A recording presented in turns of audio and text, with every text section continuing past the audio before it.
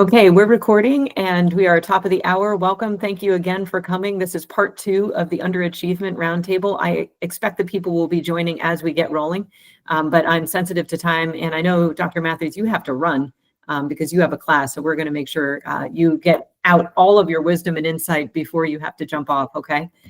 So my name is Allie Krug, for anybody who's just jumping in to watch this. I'm a parent, scientist, professional coach specializing in neurodivergent folks because of my own struggles trying to be the best possible parent for my family and my 2 young men who are now 16 and 19. So we're talking about underachievement because this is an area where I've felt very alone myself, and it's a struggle for families who have very bright children who are not doing well in school. And I'm going to present very briefly here just some data to start us off. Dr. Matthews, I was just reading one of your articles, so you're going to see that highlighted in here, Garn and Matthews. And hopefully you can see this. Hopefully it's popping up on your end. I just wanted to set the table, if we can do this well. So this is just artwork, not just, but this is what consumed my son's attention when he was in high school, and creating the most scientifically accurate nebulae and galaxies and black holes that he possibly could. And this is actually one of the things that he said when we were sitting in the car going back and forth to high school together, trying to sort out what we could possibly do to get him re-engaged and simply get him out of high school with a diploma.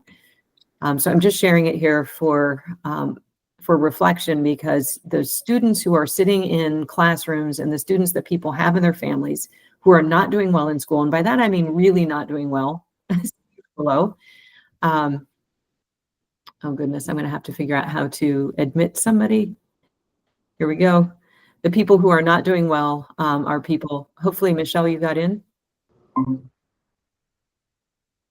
This is so much fun. There you are. Okay. Michelle's in.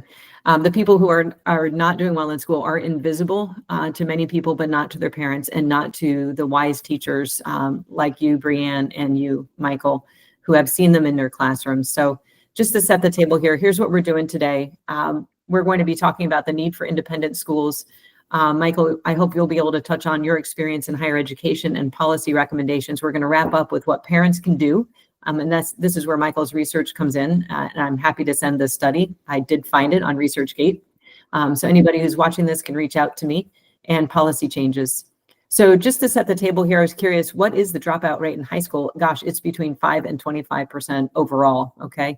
The reasons they drop out, look at that. Number one, classes are not interesting. College, the story continues. Dropout rates are about a quarter. These are first-time fall undergraduates. And then if you look at part-time, it's even higher. And there's, of course, interesting links here. No, not everybody probably should go to college. And that's one of the things I'd wish I'd known. Here are the top 5 reasons kids drop out of college. And then some interesting facts on the states that we care about. So you'll see North Carolina here at the top, Virginia. Michelle, I know that your state isn't represented up here, but you have your own particular challenges up there in Massachusetts, where gifted education is not recognized. And you'll have time to comment later, as you always do, with your wise insights. But for military connected students, it's extremely challenging. And I'll tell you why. The story continues every time I meet somebody who is an intense, intelligent person. This happened at the gym this morning. A guy was in there trying to get his shoulder repaired on his own, following a physical therapy regimen, absolutely 100% intensely dedicated to this. We got to chatting, as I always do, because my kids say I data mine people just to entertain myself. But when I see interesting people, I got to know a little bit about their story. Sure enough, this man was a active duty military member. He did not enjoy his time in school. Very bright. He was a nuke and is now an entrepreneur. Guess what? He's a parent and has students repeating the same story, you know, teenagers who are not doing well in school. So the military connected student, this is true for North Carolina, where you both are, Brianne and Michael, has a sizable share of military connected students. These are often very, very bright people and not well served by school. And the military is smart. They know how to go find these kids and get them to be our nukes. So I think that was something that I did not fully grasp years ago. And now that I've been an active duty spouse for, I don't want to say how many years, I think it's just over 2 decades, I have learned that America's military connected people are our best and brightest. And we need to pay attention to their needs because they're highly mobile and they often are asked to repeat grades that and material that they've already covered because of the difficulties of shifting into a school that's nimble enough to meet them where they are. And if we can get schools to meet the military students where they are, we're going to be better able to meet other students who are not military connected, who are disengaged in class and not getting the kind of information they need. Virginia Beach in particular has a very high proportion of military. 23% of the students overall are gifted. 1 in 3 military kids are gifted. And I've been pushing really hard to find out the underachievement data here in Virginia Beach. The best I can find is around 12% had a grade of C or less. So scarce information here. This is a chart you could look at all day long. I'm not going to ask you to do that, but this is college dropout rates. Essentially, it's college graduation rates over 4 years. And starting from the middle here, the blue line is male, the gray line is female. And basically the story here is once you add income and you add dual enrollment credits, you add higher SAT scores, you're going to reach a higher 4-year graduation rate. But you can see the blue line for males is only at 80%. And that is something I wish I had known all along. And then finally, I would love to share this paper with you and get your thoughts through our presentation today. Michael, if you have wisdom from this paper, one thing that came through here is parents really are experts. And from my perspective, they actually have a lot more power than they think they do. Closing up my little preamble here with another thought from my son that I think is among the more profound things that he's shared with me. He actually rejects the label of giftedness, which I find really interesting. So I'm going to stop sharing and move right into talking with all of you. Thank you so much for allowing me to set the table there. I really care about this topic. And I thank both of you for joining us. Brianne and Michael, I would love for you all to introduce yourselves. And then Kim and Michelle, really thank you for joining us. If you could also do a brief introduction, then we'll hit the ground running with Brianne, okay? All right, over to you, Brianne. Thank you, Allison. Yes, my name is Brianne Hudak, and I have been in education for almost 20 years now. I've served in public schools, in private schools, and in charter schools. I was a school leader of a K through 12 school, so I've seen the trajectory from kindergartners all the way up to 12th grade. I've been an adjunct professor at a university. I do coaching and consulting to families and schools and school districts. And I am currently a doctoral student. I'm doing a dissertation actually on underachievement and gifted learners. And I am focusing on the importance of teacher support and making sure teachers are well developed and well trained in what gifted and talented means and what that community requires, and also how to use best practices, supports, tools, and resources to really get them to thrive. And coupled with all of that, I'm actually designing a school in Western North Carolina for the gifted and talented called Journeys. So yeah, that's an introduction of me, and I'm really excited to be here. Thank you for having me. Thank you. I guess I'm up. I'm Michael, actually, and then you, Michelle, if that's okay. Of course. Okay, well, I'll jump in then. So hi, I'm Michael Matthews. I'm a professor of gifted education at UNC Charlotte, and I'm also interim department chair at the moment for special education and child development department. And I've been in gifted education for, over getting to be well over 20 years now. So, and I've also I've had 3 children who are now young adults. The youngest is a college student, and they've all been through gifted programs in various schools, originally in Florida, and then since we've been in North Carolina, here in North Carolina. So I've had a lot of parent hat experiences as well. And then I also study, among other things, motivation and underachievement in high ability children, and also lately a little bit about homeschooling and high ability children, because that's one of the things it seems that some parents are doing to address the things that they don't feel like their child's getting in the traditional school environment. And then also a little bit about education policy and some other related areas in gifted identification, that sort of thing. Thank you. very much. I really, you hit some hot buttons there, both of you. So I can't wait to hear your thoughts. Michelle, you, if you would, thank you so much for attending. And then Kim, please. Sure. I'm Michelle Barmazel. I am currently the co-president of the Massachusetts Association for Gifted Education.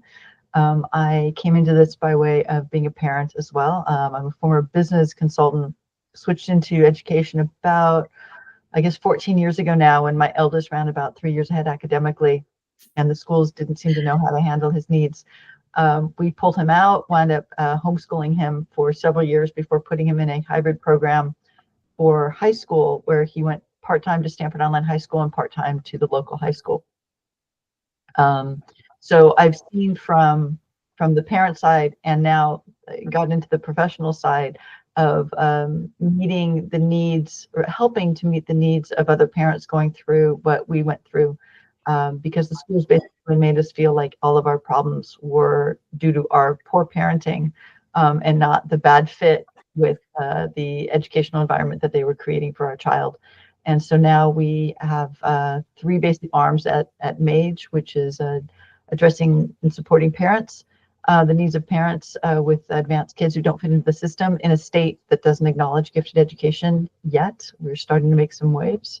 And we have an advocacy arm where we try to work with schools and with legislature to maybe get something passed at some point along the way. And then we have a teacher training arm where we are more and more being asked to do lots of speaking engagements in the schools. That's me. Thank you. Hey, Kim.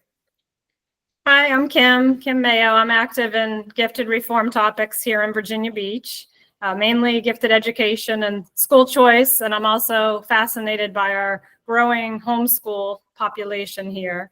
My elementary schooler was an underachieving student in a 70% military affiliated school, Hermitage, which is one of our bottom ranked schools. So she no longer attends there. As you imagine, they were focused on bringing the bottom up and IEPs, and gifted education was somewhat of a debacle.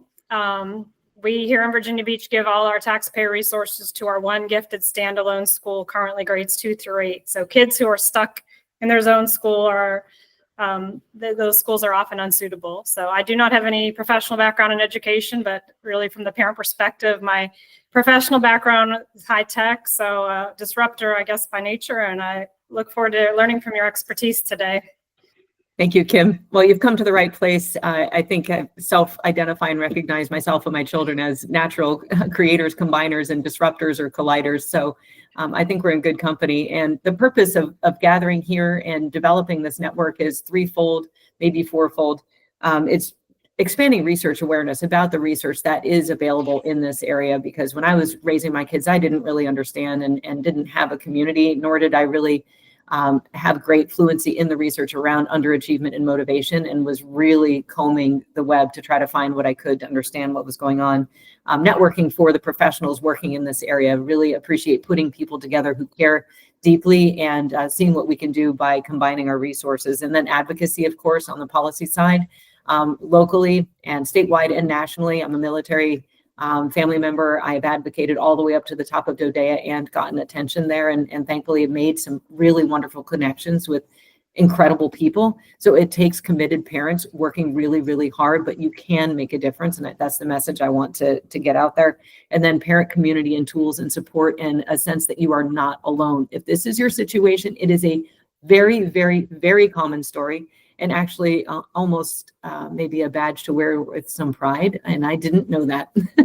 So I just want to hand it over to you, Brianne, to start out with the need that you spotted and what you're developing to respond to that need. And anything else you'd like to cover, okay? Okay, sounds good. Well, I think just piggybacking off of what everybody is talking about, I saw in K through 12 education so many inequities and just gaps and discrepancies when it came to gifted and talented learners and those high potential learners, those underachievers. When I was a gifted and talented educator, I thought that by being a teacher, I was going to be able to really take them above and beyond and take them to the levels that they needed and differentiate and personalize for them. And I quickly found that in traditional school environments, you are tied to those standards. You are tied to unfortunate mislabeling and misdiagnoses of these children. And it was very frustrating for me to see kids that I knew wanted to explore more and talk about things and innovate and present and produce. And they were basically boxed in or constrained based on broken systems or traditional systems that were the only things available in the area.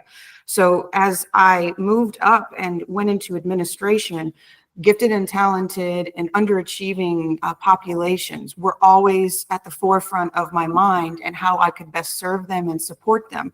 And as I started kind of digging into research years back, I found that they are considered one of the most marginalized populations in our schools. They are, as you all are saying, from different locations, backgrounds, and perspectives. There is a lack of funding. There's limited training for teachers on them. There's limited support and communication between the parents, the families, and the school and the systems. And it's very unfortunate. I've told people many times that I have talked to superintendents from some of the biggest school districts in the United States, and their awareness, or should I say lack of awareness, on this population and their needs is troubling. It's disturbing. And so as I kind of moved up the ladder, I went through the trenches of being an educator and then an administrator, and seeing what it was like with exposure to public schools, charter schools, and private schools, and trying to navigate systems and find specialized programming and expertise and research and innovation. I, over 10 years, slowly started to design and build a school that was specifically for these students. And the school is focused on personalized learning, it's strengths-based, and it's about mastery learning. And so and what I tell people all the time with it is it's kind of like a trifecta as well, where it's as much about the learners as it is about the family and about the staff. And so this full support around these kids and working on their strengths and enhancing their skills and abilities, and really finding out what do you like to learn and how do you like to learn, and then using those things to kind of guide their trajectory towards ways to go above and beyond and really thrive in a learning environment that suits them, that's safe for them, where they're around like-minded peers, and where they're around people that get them and want to support them. And it's a passion project. It's near and dear to my heart. I think when I was kind of pitching the idea to different people, I found that there were less than 50 schools in the United States specifically designed for gifted and talented students. So, again, that's a big red flag that it is such an important conversation for us to have in education, but we have to keep moving these conversations forward and talking about this topic to get it there. And then with why I chose to do an independent school, it's because of those standards and those systems and those rules and regulations that are constraining in public and even charter settings. Whereas in independent schools, you have that autonomy, you have that flexibility to, again, personalize and utilize innovation and best practices to engage them, to motivate them, and to get them to places where they feel happy and confident enough to pursue success and pursue their passions and interests. Now, you highlighted some things that maybe Dr. Matthews will cover as well, but your triad of the parent, the learner, and the staff is something that comes through in the research with GARN that you did, Dr. Matthews, really seeing the parent as being very knowledgeable about their child's needs and motivations, and consulting with the teacher. It sounds like you're creating a great partnership to figure out exactly, you said what and how they learn. How will that look in your school? What we'll be doing is taking a very deep dive into each child with holistic development. The school is intentionally small, so it's designed to serve about 60 students. And because of it being a smaller environment, you do get more attention and time to focus on the needs of each unique learner. Because as we know, giftedness is multifaceted. There's many different ways to be gifted. There's many different ways and avenues to learn and to grow and to develop oneself. So we'll be taking these personalized learning plans and using those to mold and define each child's educational journey. And what that kind of ends up looking like is it is a culture that is created of this community support. So it's talking to the parents, and instead of where, you know, a lot of parents are used to putting together that IEP, this is a more flexible and again, personalized plan specifically for the child, meaning it's where you can talk about, okay, what are maybe some fundamental gaps or foundation gaps that you're seeing that we can enhance or improve? But how do we, instead of automatically going to a label or going to a diagnosis, especially with our twice exceptional learners, how do we lock in on their strengths and unlock their potential by using that? So it's creative, I think, and allows the voices of the students, because they're just as much involved in creating the plan as the families. And then you have the support staff and the administration and leadership with journeys, with experts and specialists coming in and saying, here's what we know is going to work. Here's what we want to try. And we're going to give everything we possibly can to work with your child, instead of just going, oh, arms up, limited funding, lack of resources, lack of understanding and support. It's more of an open door to, let's see how we can help your child. Let's go above and beyond, because these are above and beyond extraordinary people that we want to see engaged, motivated, and achieving something, so that they see the positive impact schooling has on them, and they want to become lifelong learners and find their niche in the world, because you gave them the opportunity to explore and do so. I have a question for you, Brianne, then I want to open it up to others. You said something intriguing to me, because I have some maybe nuanced views on labels. It sounded like you were not needing a label per se in order to create this personalized learning plan. And it seems like often in a public school environment, in order to get the funding, we need to do it the other way around. We need to go get the label in order to secure the resources. What are your thoughts on that and your school's strategy? Well, when I was doing deep dives again into gifted education and underachievement and twice exceptionality, I found that, first of all, you can't be in a traditional school system a lot of times labeled until third grade, until fourth grade. And if you're, it's that kind of like one picture, one moment in time that you take this standardized test and that's your label. So I worried about what happens to our primary learners, what happens to our kindergartners, our first graders, our second graders, our third graders, as they are entering school and they're precocious and they are excited. What are we doing for them? And so I felt like the label is a snapshot. It's a glimpse into who they are. Some, you know, you can go both ways with the label. Some like it. Some wish that they didn't have that label. I think you talked about that earlier with your son feeling like giftedness kind of handicapped them, so to speak, because then there's all these feelings and pressures that go with it. But at the same time, if we're forgetting or neglecting, if you're gifted, you're going to be developing, and you're going to need somebody to hold your hand and take you on this journey of neurodiversity. And whether you're in kindergarten or fifth grade, you need somebody there to support you. But you don't see it. Traditional schools just say, yep, we're going to do it in 3rd and 4th grade. That's when we'll test you. That's when we'll identify you. Yeah, I just think, what happens if that day your child had a stomach ache and couldn't perform their best? So they're not identified for your school, and therefore they miss any specialized opportunities. And how can that change their, mental health and well-being? And how does that change their feelings on school? So I opened my doors with Journeys for people ask, what are the testing requirements? What are the IQ requirements? And I've said, it's really about understanding the commitment and the dedication to serving these students. And if you're willing to jump on and be a part of that, as well as, do you know if this is the right fit for your child?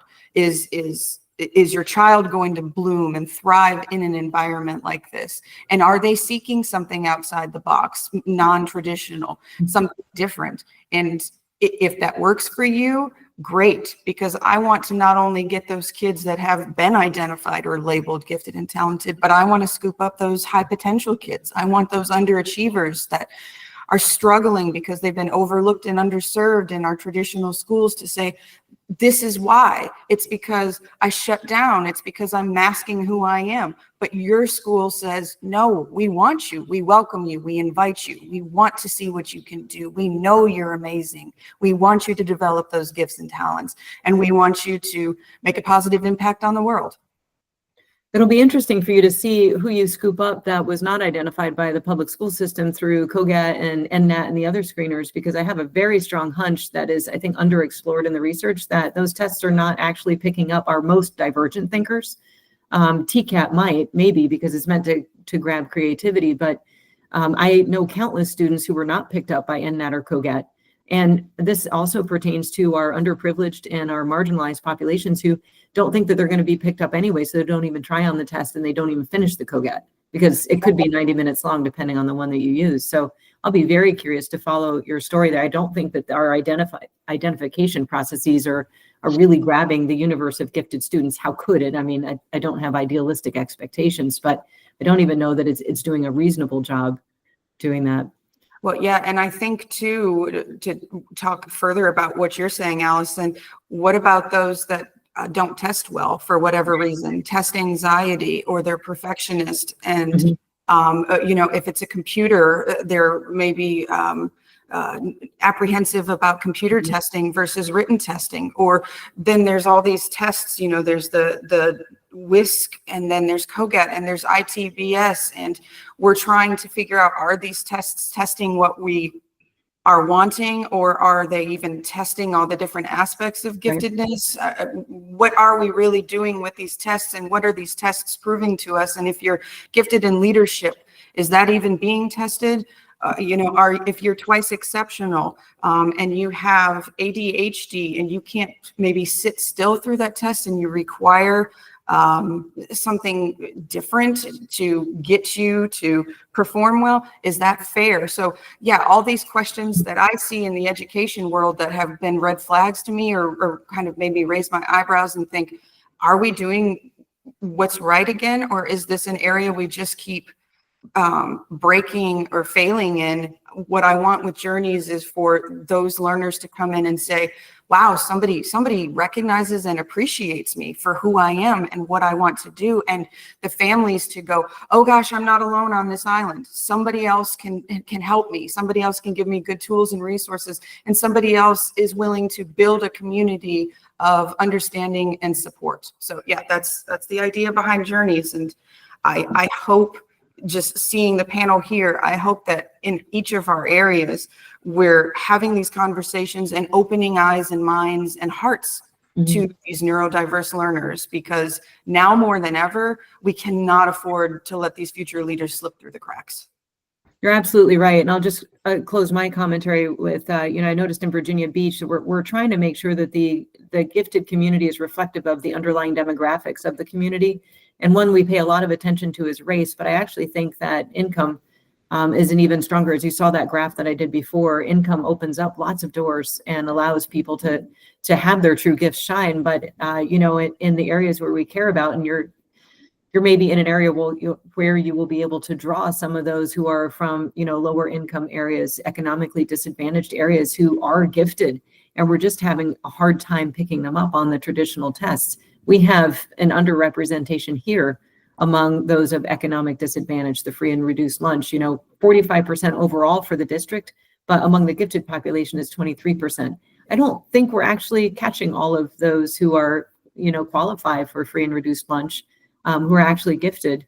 The neurodivergent people I work with as a professional coach are often underemployed because they hated school so much. Right. And so, that it creates an intergenerational disparity in access to, tapping into their full potential, which is what really keeps me in this game, even though my kids are almost out of school.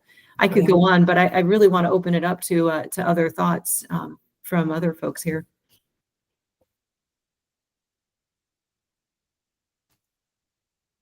Michael, if you want to jump in, I yeah. can jump in if you like. Sure. So I hear a lot of what you're saying is consistent with what I know of these issues and with a lot of my own experiences as well. It really, in many cases, it comes down to finding an individual teacher who's able to find what the student needs, rather than having a system that's set up to recognize what the student needs. And it's hard to find those teachers. And if you find one or two as a child in the many years that you're in K-12 and then higher education, then you're doing well. Mm-hmm. And that's not to say that I fault teachers at all, but the way the system is set up, if you're teaching high school, you're working with 120 to 150 kids every single day.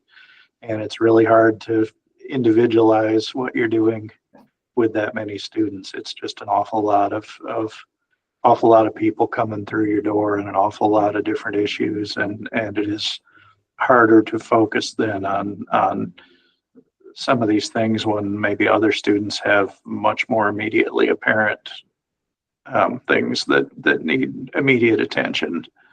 If a student's, has issues with, they're bringing a weapon to school, or things, or not going well in their home life and police are involved, that's a whole different level than, okay, the kid over here isn't getting the best education that we'd like to be able to give them. And so it is really hard to prioritize and to focus on students who are underachieving, because often they do tend to sort of sail by or slip by or do just enough to get by, but they don't achieve their potential and they don't get the education that they would need to and especially I like that you're focusing what you're planning with your school on the social and emotional and affective needs of children, because they're some programs that are out there do a really good job meeting academic needs. There's a smaller number, I would say, that do a good job of also meeting affective needs in addition to academic ones. And really, from what we know, you have to have both of those areas addressed if you're going to be the most successful that you can be as a learner and even as an adult. So there's a lot going on. It's really complicated. And schools going back to the 18th century, even when they started to make public schools, they were very much following a factory model of students are kind of as interchangeable as Model T parts, and that's how we're going to treat them. We're going to line them all up in rows. We're going to have everybody get the same exact thing. And we've learned since then that no, that doesn't work for everybody. Human variation is quite a bit more broad than a factory model is usually able to account for.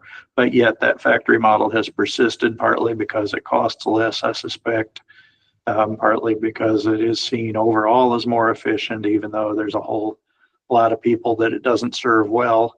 If you're sort of in the middle of being the most average in every respect, then maybe you're the one that model is set up to serve well.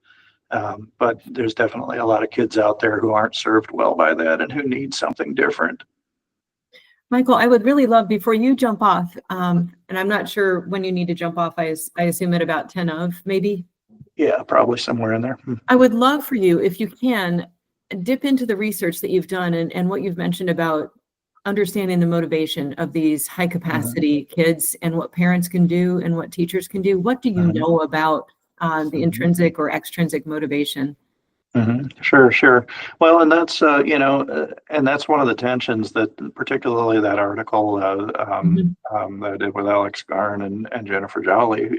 What we found was that sometimes parents sort of were doing some things that were effective for short-term motivation and extrinsically motivating their child, but they may have been not the ideal approach for the longer-term internal or intrinsic motivation. So, what we want is for students to be able to motivate themselves rather than to have to be motivated by someone outside, offering rewards or punishments for things. We want them to be motivated intrinsically by their goals for their own life, by their interests, by the things they want to learn and they want to achieve. And that should sort of be our one of our things we keep in the back of our mind as our goal for K-12 education, especially, is we want people to get out of school not being turned off on learning because they've been forced to do it, but by being turned on to learning and having that idea of lifelong learning, that they want to spend the rest of their life learning new things and growing as a person and being able to take their lives in a new or different direction based on what they've learned. So it's a tough balancing act because, in the short term, say your kid's not doing their homework one night, you just want them to do that homework already so you can go on and do something else and not spend the whole night arguing with them about, you really have to do this homework now. But, in the longer term, whether they did the homework that one particular night may not make much difference. Or it may be that if they consistently don't do their homework, they don't have the grades that they need later on to take advantage of opportunities that may present themselves, later on, particularly in formal education. What do you say, Michael, to those parents? Because I've been in that situation, and I think that, thankfully my older son has a lifelong love of learning, but dislike of school. And so I feel like in retrospect, we probably walked that line pretty well, but man, it was a tightrope because you don't want your young person to feel like they are deserving of a fully curated environment that's going to be perfect for them in every way, because life is not like that. When you get out on the other side, there's still going to be, even if you're just going to the gym and you're an entrepreneur, or you just want to get your driver's license, there are certain things that are going to be annoying. That you have to deal with, and you have to file taxes if you're an entrepreneur, and you have to fill out certain forms. So you don't want to cultivate such a curated environment that they have no struggle whatsoever with. Right. Yeah, exactly. And some of it, I think, is just helping them understand the big picture, because I think especially when kids are still growing, their brains are still developing up until, for male students, at least probably age 25, maybe longer for some individuals than others, but people are still growing and still learning and still figuring out how to navigate those things, and there are things you don't really have much choice about, like you said, if you've got to wait in line to get a driver's license, focus on the fact of what you're going to be able to do once you have that license, and not so much on how annoyed you are that it's been 5 hours of standing in line to get it. What environments, what tricks, or not even tricks, but like what have you found creates an environment conducive to intrinsic motivation? Because you're talking about the Holy Grail. I think a lot of parents will resonate with what you're saying about the student finding what keeps their own engine going. What is the right environment? Brianne, you can comment on this too, because I think you're setting that up in the school and talking about the personalized learning plan and creating agency and self-efficacy, I presume, among these young people. What are your comments, Michael, and then Brianne? Yeah, I mean, part of what makes it so difficult is there's some similarities, some broad similarities, but it's really different for every individual case. And this is why underachievement's been such a hard thing to address, especially in gifted and high ability children, because it's very different from one kid to the next. And things that may work great for one kid, maybe even the other kid in the same family, that doesn't work, and you need a different approach for that. And figuring out that approach can be a challenge, because you may have to go through several things that you figure out don't work with this particular kid before you get to something that does. And so it's just very hard to be super specific about it. But yeah, I think explaining the idea, those long-term goals, and talking through with kids, how do you get to your long-term goals by going through some short-term experiences that you may not love at the time. Things like that can definitely help. And I'll be curious to hear what else you have to add on that. When you were doing the homework situation, I was having the gears turn in my head, because when a child comes home and doesn't want to do homework, it makes me think, when we're talking about neurodiverse kids, that they just spent 8 hours in a classroom, 4 walls, didn't get probably the time to release energy, didn't get the time to ask their deeper questions, didn't get the scheduling that really was conducive to how their brain is stimulated, what they're sensitive to.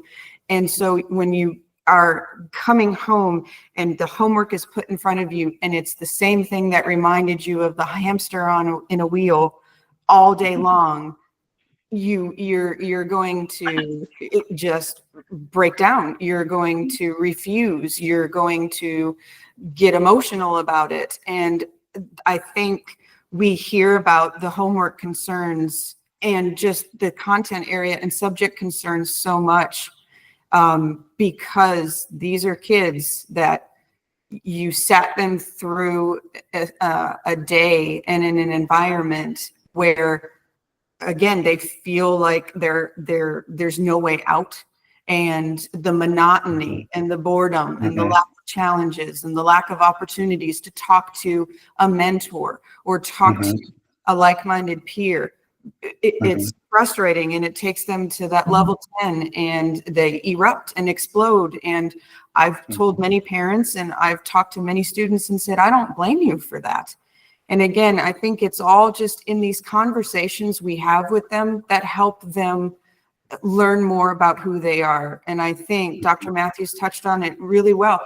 It's about, when I talk to parents about my school, and when I talk to parents about the gifted population and underachievement, it's about the whole development. It is about the holistic development of the person. It is about seeing the bigger picture. And it's a puzzle. It's putting these pieces together and goal setting and saying, that didn't work, we're going to try again. And again, not giving up on them, so that they know there's always somebody that's got their back. There's always somebody in their corner saying, you can do this, you've got this, let's keep trying. It builds your resilience, it builds you as a person, and it makes you just more accepting of the world around you, so that you can kind of navigate it better. But it also makes you just, you embrace your identity more. And you learn your quirks, or you learn what skills you do well and what your abilities are. And you find avenues that are going to highlight those and that you're going to feel are a good fit for you. So yeah, I think it's this puzzle. And I think it's finding these pieces, focusing on the whole child, focusing on the bigger picture, and building that resilience and building those opportunities for growth.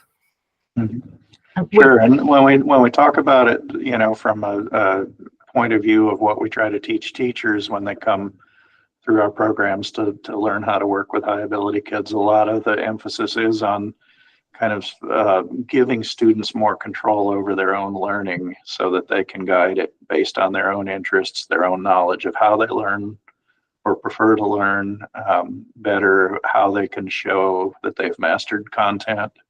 And it's hard to be flexible on that when you're sort of used to that factory model where everyone's doing the same thing. But really,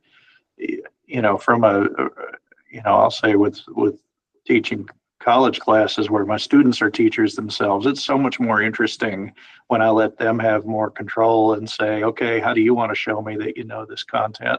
I get so many such better products out of them. I get much better awareness that they're learning the things that they find valuable. And I think that applies, and it serves as a model for them of how they can maybe start to do that in their own teaching in K-12 settings. The other thing that strikes me about what you just said, the homework piece, I think a lot of schools really overdo it on homework. I think the last research I read about it, which has been a few years now, was saying maximum 10 minutes per grade level per night. So even at 12th grade, that's, 120 minutes, that's 2 hours of homework a night. But yet most high school kids I talk to, they're spending 4, 5, 6 hours a night doing homework, and that's just too much.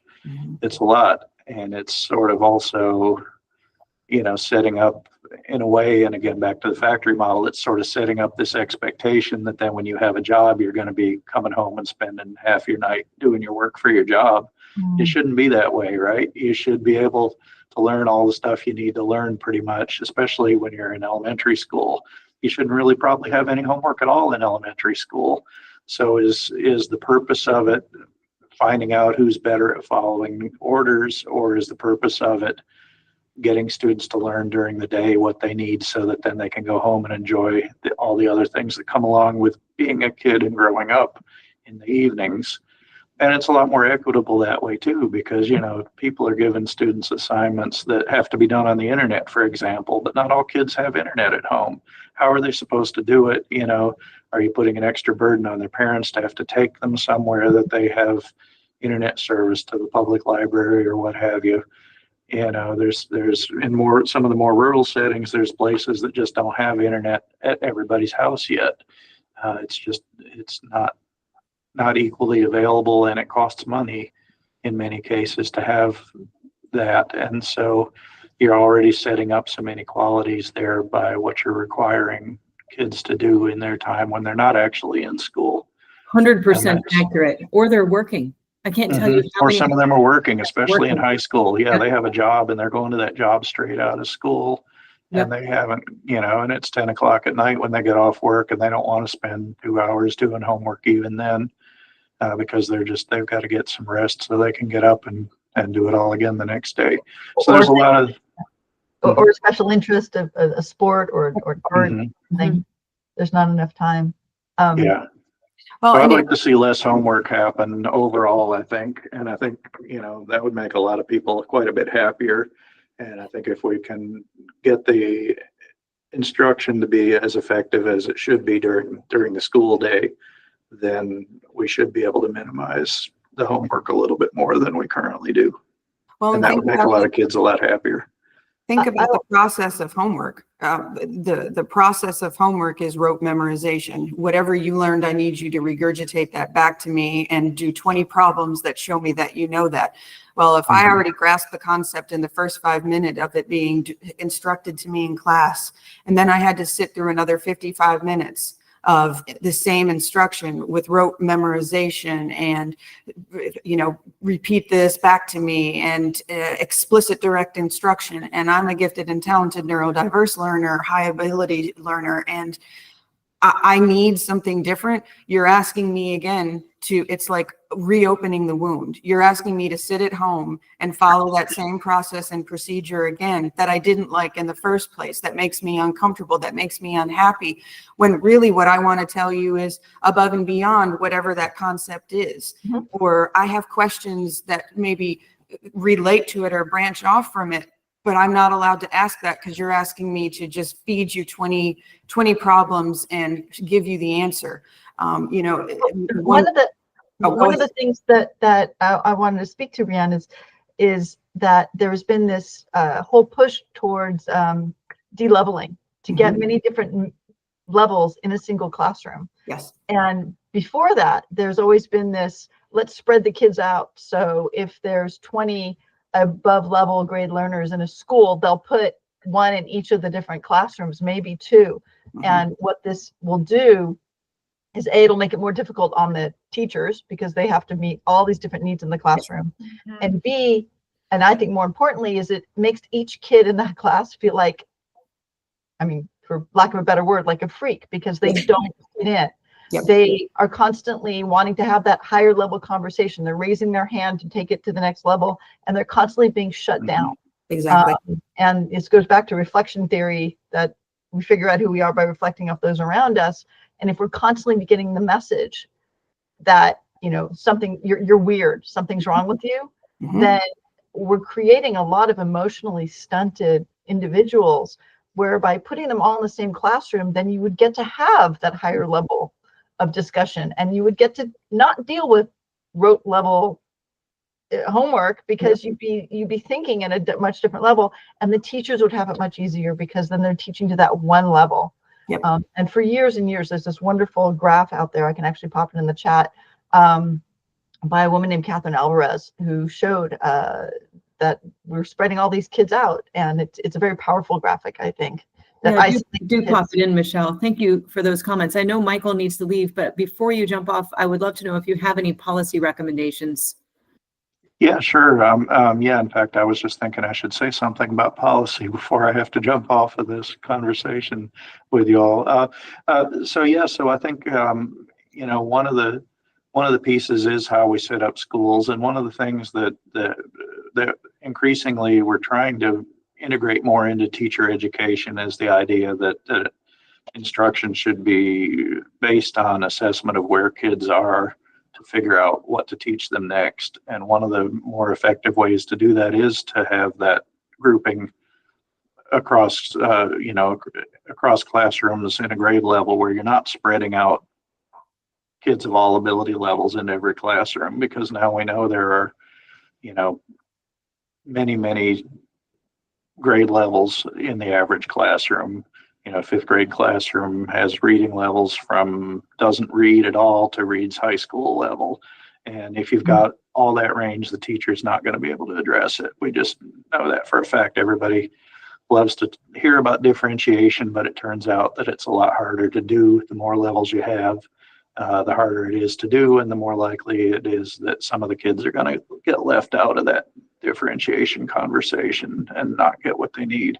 So a much better thing is to group kids at grade levels. There's also a continuum of services idea, and I know, you know, a lot of places don't have enough services for the high achieving and gifted students. You know, you mentioned having just one school in Virginia Beach, but ideally you have a whole continuum of services, from kids that are just being pulled out maybe a few times a week for additional, you know, enrichment or acceleration or what have you, to that across grade level grouping, to then specialized schools being sort of the higher end of that continuum, where you can provide more things.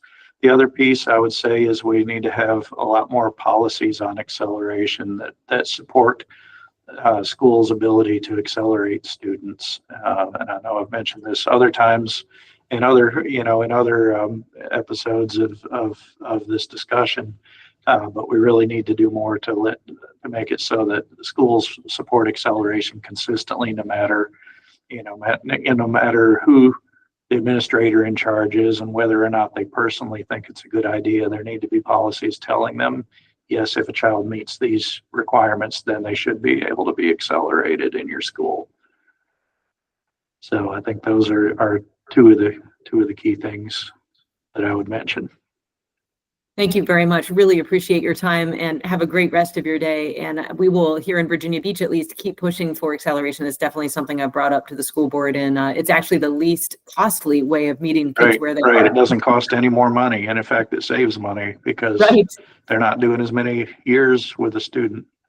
But like I said before, if there were a way to put those cost savings back to the school system, then I think we would see it happen a lot more often. Right now, they perceive it as they're losing money by letting a student out sooner, and they should be saying we're saving money, and they should be getting some of that savings back through the funding. But at any rate, thank you all. It's lovely to talk to you, and I would keep talking about this all day if I had time, but I do have to run to my next commitment here. Well, enjoy your class and your students. Thanks.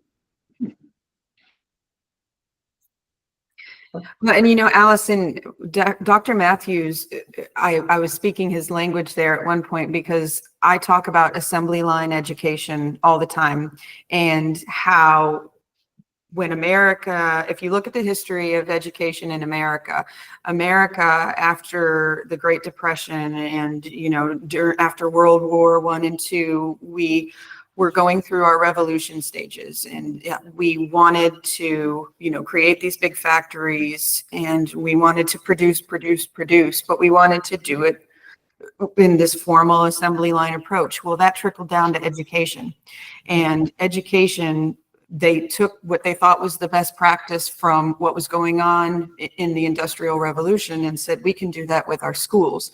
So what started happening then in American education was we weren't asking the right questions to begin with. We weren't asking how do we learn, and why are we learning what we're learning, and how should this model and system look? We were asking, what do we need them to learn, and when do we need them to learn it? And it didn't matter if the child was capable of learning it at that time or had moved past that. It was standardize, assemble, produce, and do it with regulations that were systematic and easy for anybody to follow. But what we've seen happen then is a domino effect of losing more outside the box learners and increasing the number of underachievers in our schools. And so that's why I'm a big proponent of, I applaud any school, whether it's public, private, charter, independent, homeschool, outschool, micro school, all these different approaches that are coming out and saying drastic changes need to be made to the system. The system is broken. We should not just keep putting a bandage on it and trying to hide and cover up what's going on in there. We need to redesign. We need to evolve with society. Education should be right on track with the change, the rapid change of what's going on in our world, being more globally minded and open. And again, figuring out that it is so much more now about the whole child, not just the academics, but their well-being, to make them feel good about learning, about education, and about who they are. And so we have to get away from the assembly line education. If you look at education in other parts of the world, a while ago, they shifted to the how do we learn and why do we learn? And it helps them be more flexible in how they put together their education programs and how they support their students and what their schools are designed to do and look like. And so we really do. We need to take a step back, and we need to look at what is right and what is truly in the best interest of our children, and what is going to help support our families and the entire community by raising good, capable children. And I think we talked earlier, I said something about masking, and I feel like the educational leaders right now are masking what they know is in the best interest of our learners because of all the barriers and constraints and lack of information and who's in charge of the information. And so we just aren't moving as fast and in the right direction as I wish we were. But like you said, the gifted community, it's a small one, but it's a powerful one. And it's full of disruptors, and it's full of change agents, and it's full of these kids that want more and are craving something different. And so for us to come out and have these conversations and talk about these things and share the feelings and the stories of the families and the educators trying to make a difference and the kids desiring more, this is how change happens. It's scary, but it's needed. Yeah, good points. I'm going to, just for time, I'm going to try to wrap us up in the next 8 minutes, if that's okay. Can you stay on for 8 more minutes, Brianne? Okay. Yes. You really touched on where I wanted to take this conversation next, and that is, 2 things. What do we parents who have older kids wish we had known? And I have some feedback from one of our prior guests who joined us, Jessica Zimmerman. She is a wonderful gifted educator out in Arizona. So I have some thoughts that I will read from her later. And also what policy changes really need to be made. You mentioned what's going on elsewhere, other models globally even. So I would be curious to know from you what you would do. You're starting an independent school. So obviously, I don't want to touch on a sore subject here, but somebody needs to pay you, right? There is a tuition. You need to be paid for this vital work that you're doing. How do we expand your model to those who potentially can't access it if we don't have a school choice model in place in the state? I don't know if North Carolina does or not, but the public school system is a very difficult system to disrupt. Oh, yes. Because it's reliant on taxpayer dollars, and we don't actually have school choice here. So I'm wondering what your thoughts are about the most important policy changes that need to be made. Well, I was going to say, Allison, yes, North Carolina does have school choice. And so Okay. that to me is the number one. States need to be more open to schools of choice. And they need to understand that it's not, there's again, a lot of misinformation about schools of choice that float around. I hear, oh, it's going to take away money from other schools, or, oh, it's saying that this school, is not good enough, so come to this more elitist or prestigious school. And we need to take away these beliefs of what schools of choice are. They are not necessarily these elitist schools. They are not these prestigious places. They are specialized education. They are differentiated. They are enriching and engaging opportunities for students that think differently or learn differently. And we got to take the stigma off of what people believe schools of choice to be. And again, like I said earlier, I applaud any school that's doing the right thing. So if your school is moving mountains and they are doing the right thing and they are disrupting and challenging the system and asking why and making progress, that's great. But for places where there's only maybe one choice, advocating for schools of choice. And I give the example, I've told people, think of schools of choice not as a bad thing, but, when you're trying to choose what's best for your child and what's going to work for your child, I don't think it's about, oh, this is good, this is bad.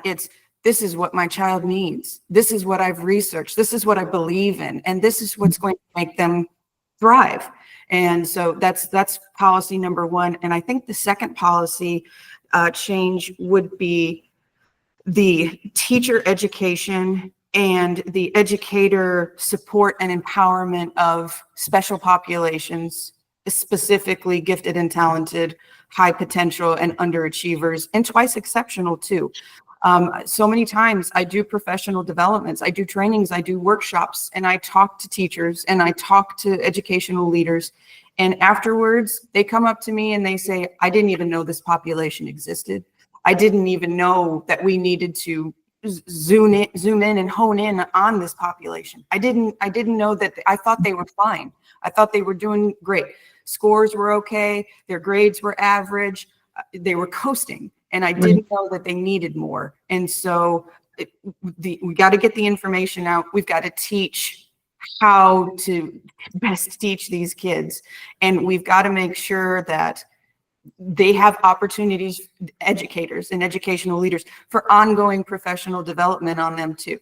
Because gifted is changing. The definition, the conversations we're having now, a lot is changing and it's for the good. And so we need to keep them current and up to date on these changes so that they're in the know and they know more about these kids and their families. And that's, I think, the third policy change. And I guess it's not really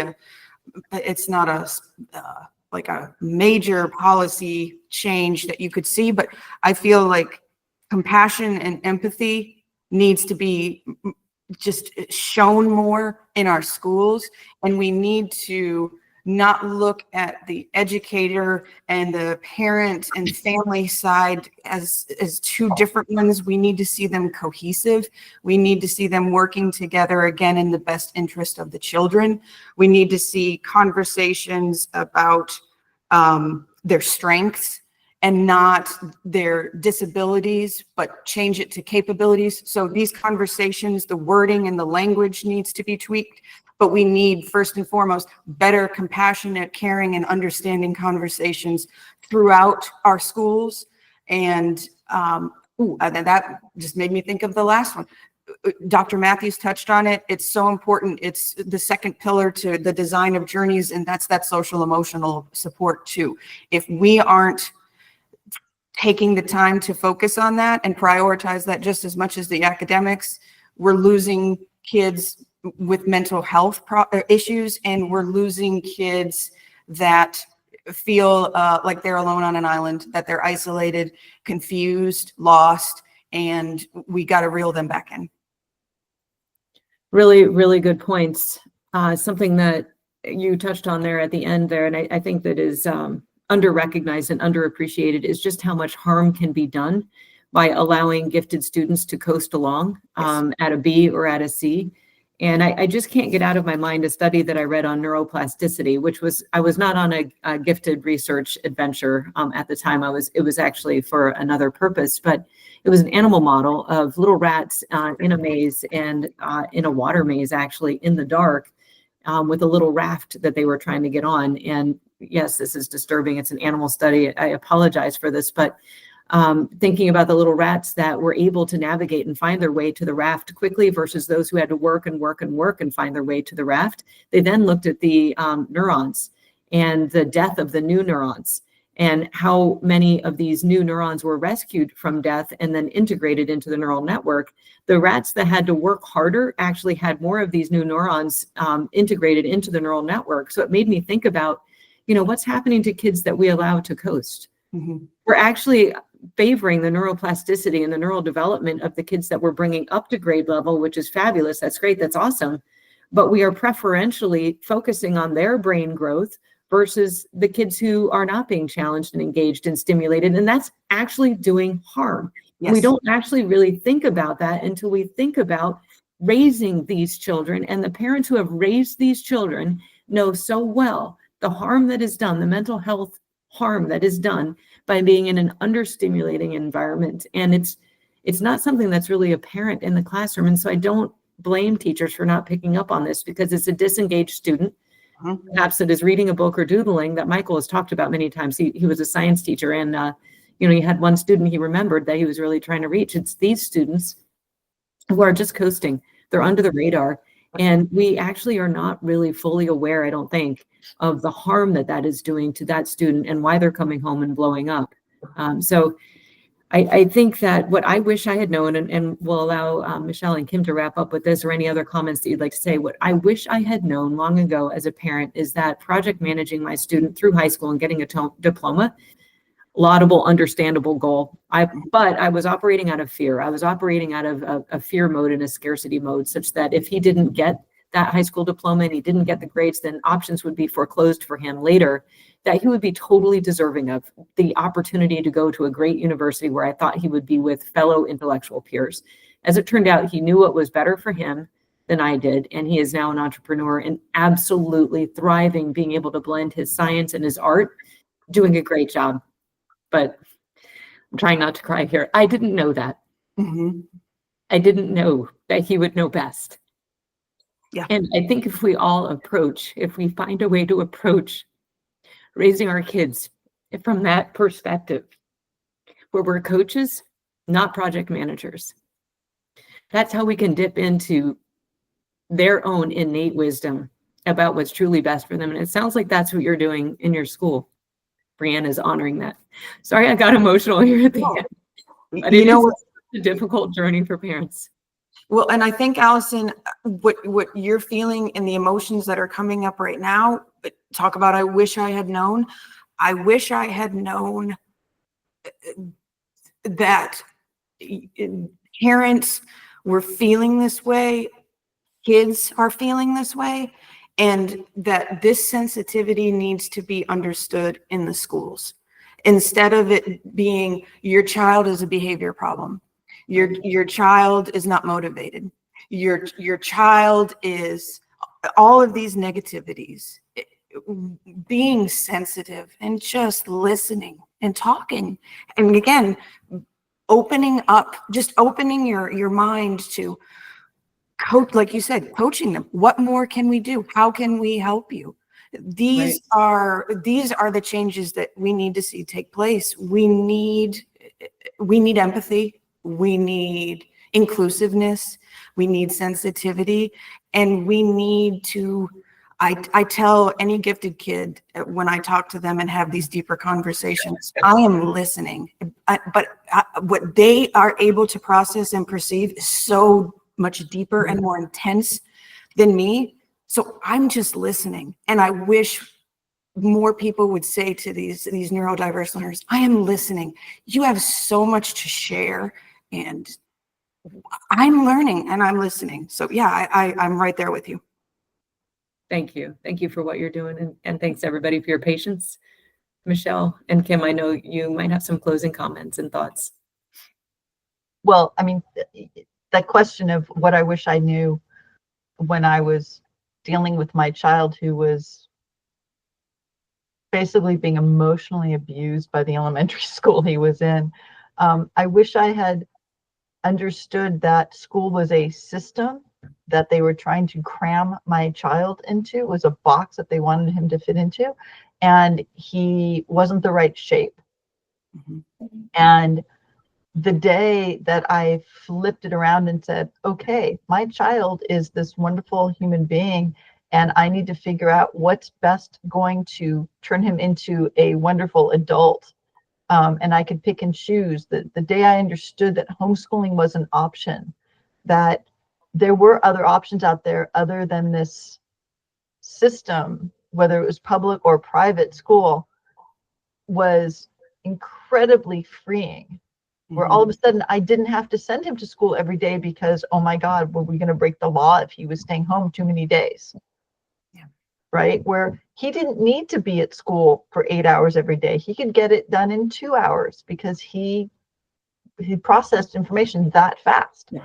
And the only reason he was staying in school was for the social aspects. Well, the fact that there were very few peers for him to be there, for him to interact with, made it really a waste of time because he wasn't getting the social interaction that he really needed. He was just tolerating a lot. That I wish I had known. I wish I had known that there are other schools out there even in our area that were better set up to meet the needs of a kid like this. But just the fact that I felt so beholden to the system that I felt like I didn't have any choice was incredibly restrictive. And when you have a child that doesn't fit into that model, doesn't fit into the system, it's incredibly powerless, helpless feeling. Yeah. You see that your child not thriving, you see your child being emotionally damaged day after day, and you feel like there's nothing you can do about it. But actually I could. There were things I could do about it. And I wish I had known that earlier. Yeah, well put.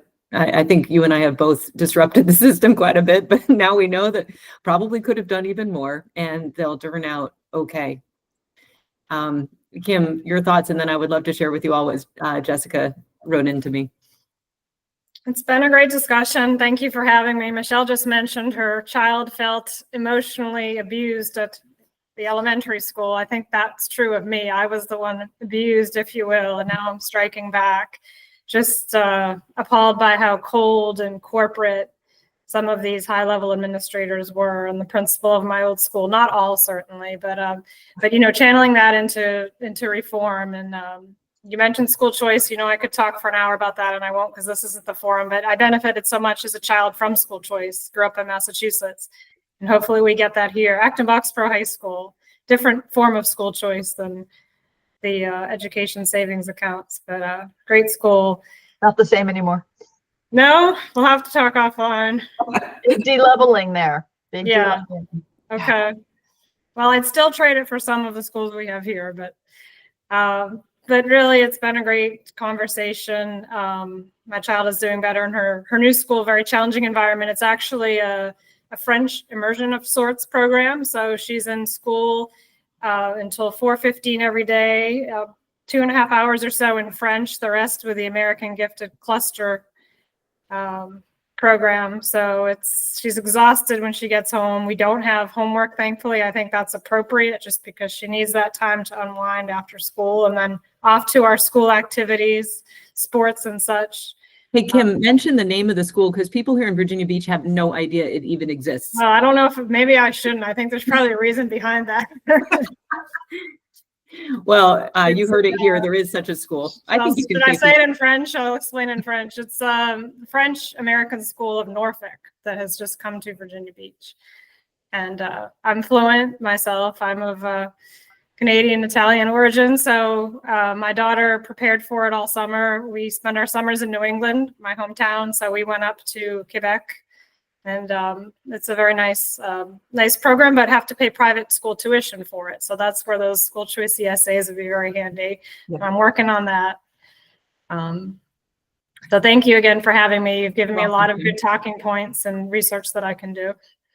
Thank you. And if it's okay with you all, I'd love to read what Jessica wrote in to me. She is a fabulous gifted educator out in Arizona. I will put in the notes how to find her resources. She's trying to put together resources for teachers, continuing education, tools to use in the classroom, and she's a whole lot of fun. So I hope she'll be able to join us in January. But she said, related to what do you wish you had known as a parent long ago? She's a teacher, instructional coach, and now parent of a highly gifted early entry kindergartner. You always think that your kid won't be the one that struggles, but that is truly wishful thinking. Even having my son at a school with adults that adore him, it is just a fact that general education teachers are not trained on how to support gifted children academically and or socially.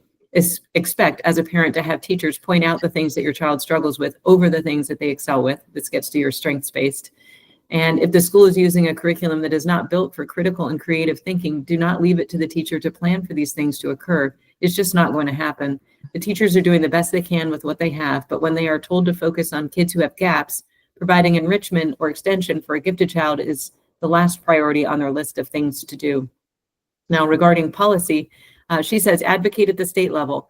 Connect with your state gifted association. Michelle, that's you. Parents are powerful. Go to the school board. Kim, that's you. Share your gifted story. You can affect change, even as one parent. If the school or district leaders don't listen and find someone who has a gifted story and connect with them to effect change. And I wish I could say that my reach, this humble roundtable had a large reach.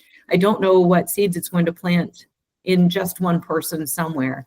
But my hope and my prayer is that some person, some parent, some administrator, a state representative is listening, watching, and cares and will feel not alone, not stigmatized, not that they're doing a bad job as a parent, that there are options out there, that there is research to support them, that there are caring individuals who are trying to push this conversation forward. And in this time, I think of great change. It does seem like we're in a bit of a kairos where the time is right, where neurodivergence is a conversation that's happening and giftedness falls under that umbrella. I think the time is really ripe for people to be able to advocate without the kind of strident and maybe, I don't know, sometimes abrasive approach that gifted parents can be so well known for. I think it's possible that we can approach this from a place of optimism and high energy and collaboration in meeting the needs of all students, and maybe get people to listen in a way that maybe they weren't willing to in the past. That is my hope anyway. So I just wanted to say thank you again, and any closing thoughts before we stop recording? When's your next forum? Do you have something in mind? January would be the next one. The topic? Topic is continued probably on underachievement in gifted, but I'm open to other ideas because we just seem to be scratching the surface here on what to do to support parents. And every time I turn around, there's another parent, typically in middle school, and often with a young male who is on the spectrum. This just came up. And in fact, it might be interesting to bring a therapist or two on because these neurodivergent kids are ending up in therapy because they're not doing well in school. And I think it would be interesting to just push that conversation forward a little bit. They do not necessarily know what to do. The therapists don't know what to do. I am constantly sharing the book, Misdiagnosis and Dual Diagnoses. You probably know that one. It's over here on my little bookshelf. If people don't, it's this book. This is the first book that I actually read on giftedness. When I was raising my kids, I was trying not to read actually because I didn't want to see everything that I read in the book. Then in my child, I wanted to discover my child for who he actually was with just my own observation. But finally, I did read this book and I do think it's helpful. So thoughts on that, Brianne? I noticed you kind of agree. Yeah, that's a hot topic for me. Is anytime I see twice exceptional students, the disability is focused, or they are mislabeled and misdiagnosed. And I've read that book. I know I was shaking my head, nodding in agreement. That's a powerful book, great insights. But so often, I had in my own class, I had children on the spectrum. In my schools, I had children on the spectrum, and they were put in remedial classes because they needed extra time on assignments. They couldn't sit still. They could not verbally communicate, or even written communication. It was a struggle for them. But when you talked to them, when you sat down and you learned what they needed as far as accommodations, their mind was going, it was making connections. It was doing amazing, extraordinary things. And they needed that extra time to process. They couldn't sit still because they were so excited. And they had so much emotion built up, and they were so sensitive to things that it was their way. They had to stand up to let their feelings out, and they couldn't communicate fast enough. Their mind was working faster than their mouth. They couldn't write fast enough because their coordination was off.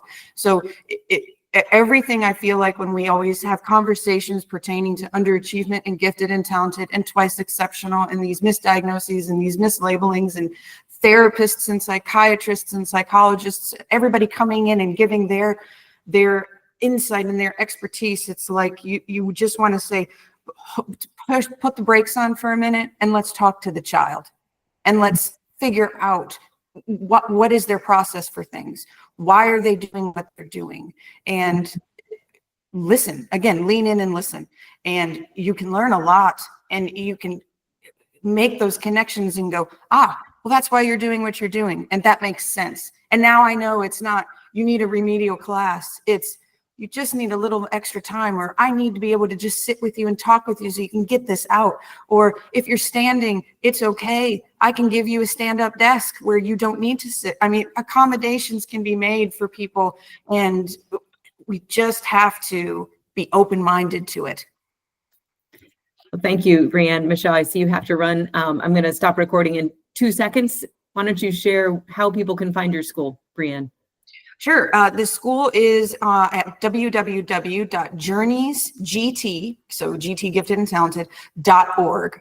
And I've got the mission, vision, everything laid out there, our process, our thoughts, and our sustainability, and how we're going to redefine education for exceptional learners. I've said it's an exceptional school for exceptional learners, and we need more like it, and we need change agents. We need people to come in and disrupt. And that's what I'm trying to do. And I'm doing it with the interest of the families and the kids that need it most. Awesome. Best wishes. It's a little far for me to commute to from here. Awesome. Well, thank you so much, everybody, for attending. I really appreciate your time, and we're going to wrap up the recording here. Thank you. Thank you. Thank you.